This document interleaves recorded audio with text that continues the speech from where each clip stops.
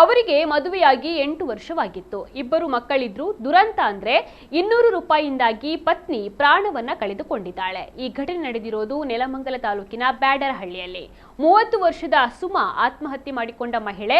ಸಂಘದ ಕಂತು ಕಟ್ಟಲೆಂದು ಸುಮಾ ಗಂಡ ಚಂದ್ರಶೇಖರ್ಗೆ ಕಾಣದಂತೆ 1300 ರೂಪಾಯಿ ಮನೆಯಲ್ಲಿ ಇಟ್ಟಿದ್ದಳು. ಆದ್ರೆ ಚಂದ್ರಶೇಖರ್ ಆ ದುಡ್ಡಲ್ಲಿ 200 ರೂಪಾಯಿಯನ್ನ ತೆಗೆದು ಸ್ವಂತ ಖರ್ಚಿಗೆ ಬಳಸಿದ್ದ. ಈ ವಿಚಾರವಾಗಿ ಗಂಡ ಹೆಂಡತಿ ನಡುವೆ ಜಗಳ ನಡೆದಿದೆ. ಪತಿ ಹಾಗೂ ಅತ್ತೆ ಕೆಲಸಕ್ಕೆ ಹೋಗಿದ್ದ ಸಂದರ್ಭ ಸುಮಾ ಆತ್ಮಹತ್ಯೆ ಮಾಡಿಕೊಂಡಿದ್ದಾಳೆ. ಪತಿ ಊಟಕ್ಕೆಂದು ಮನೆಗೆ ಬಂದಾಗ ಘಟನೆ ಬೆಳಕಿಗೆ ಬಂದಿದ್ದು ನೆಲಮಂಗಲ ಗ್ರಾಮಾಂತರ ಪೊಲೀಸ್ ಠಾಣೆಯಲ್ಲಿ ಪ್ರಕರಣ ದಾಖಲಾಗಿದೆ.